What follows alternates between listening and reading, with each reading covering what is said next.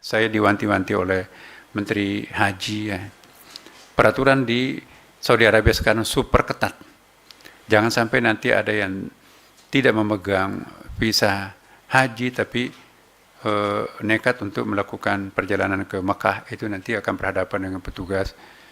Sebagai ilustrasi ya, para pemirsa, saya hanya keluar dari hotel di Zamzam kemarin, itu langsung dijemput oleh polisi di situ, Pak, ini kalau tidak punya visa haji tidak bisa masuk di haram. Saya tidak pernah melihat tanah haram di Masjid Haram itu kosong, sehingga orang bebas mencium Ka'bah. Kenapa? Mencium Hajar Aswad. Itu hanya satu salat fardu, itu hanya satu baris ya, satu saf.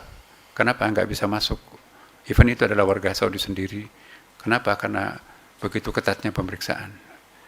Tasrifnya itu luar biasa. Nah karena itu saya menghimbau kepada warga masyarakat bangsa Indonesia agar hati-hati, jangan sampai tergiur dengan pujukan-pujukan, ada yang menjanjikan, dan itu dendanya ada. Kalau itu nanti ditangkap, itu peraturan yang saya baca kemarin itu didenda dengan setara 400 juta rupiah, dan kemudian juga dipenjara atau 10 tahun memang tidak akan pernah bisa diizinkan untuk masuk di tanah suci. Nah ini jangan sampai terjadi. Yang terakhir sebagai pengantar saya adalah terutama yang berangkat pertama ini save energinya. Jadi energinya itu di saving ya, jangan sampai nanti mengumbar energinya, pokoknya dipaksakan diri untuk melakukan arba'in walaupun kurang-kurang sehat. Akhirnya nanti pada hari hanya tidak bisa berbuat apa-apa karena sakit. Jadi saya minta pada kloter pertama ini jangan memaksakan dirinya untuk sampai begadang, mengaji dan seterusnya. Tetap kita beribadah, tapi pada saat yang bersamaan ukur kesehatan kita juga. Jangan sampai nanti boros energi di sunat tetapi habis waktu untuk melakukan kewajiban. Jangan mengedepankan sunat daripada yang wajib. Nah inilah harapan kami semuanya, dan sekali lagi terima kasih kepada media baik yang ada di sini maupun rekan-rekan media yang ada di Tanah Suci sekarang. Dan mungkin kali inilah paling banyak media yang kami libatkan, karena bagi kami media adalah partner yang sejati untuk menyempurnakan pelaksanaan ibadah haji. Jadi memang 2023 adalah puncak dari jumlah kematian jemaah Indonesia. Itu ada sekitar 773 orang. Sehingga waktu itu saya sempat diajak bicara lah oleh Menteri Haji yang juga bekas Menteri Kesehatan, jadi teman lama saya, dan juga Menteri Kesehatan Saudi.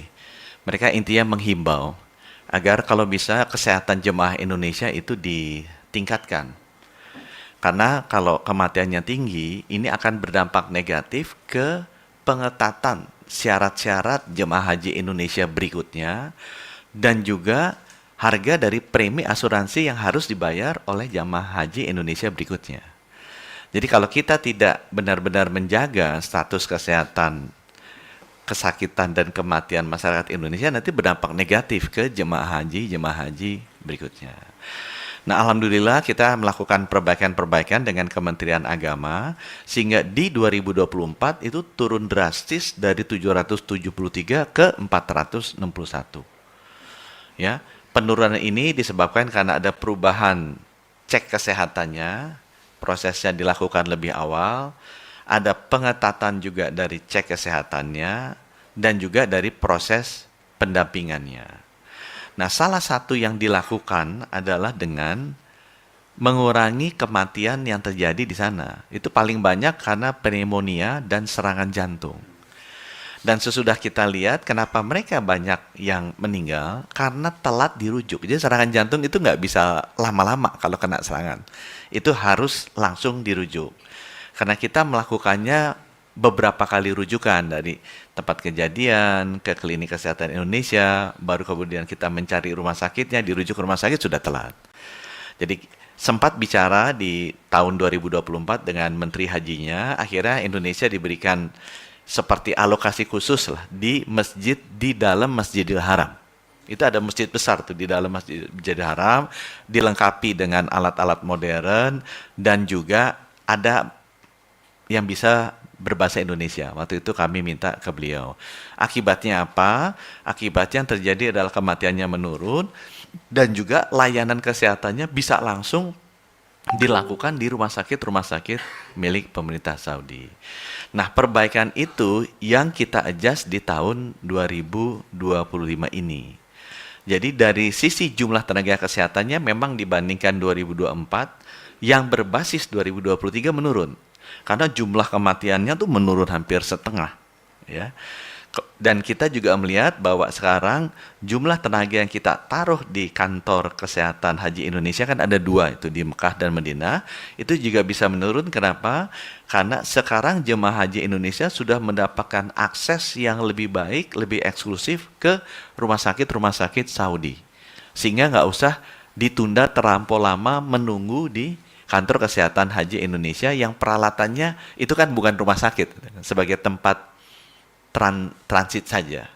Sehingga dengan demikian kita bisa langsung mengirimkan jemaah haji kita masuk rumah sakit kalau mereka perlu ditangani.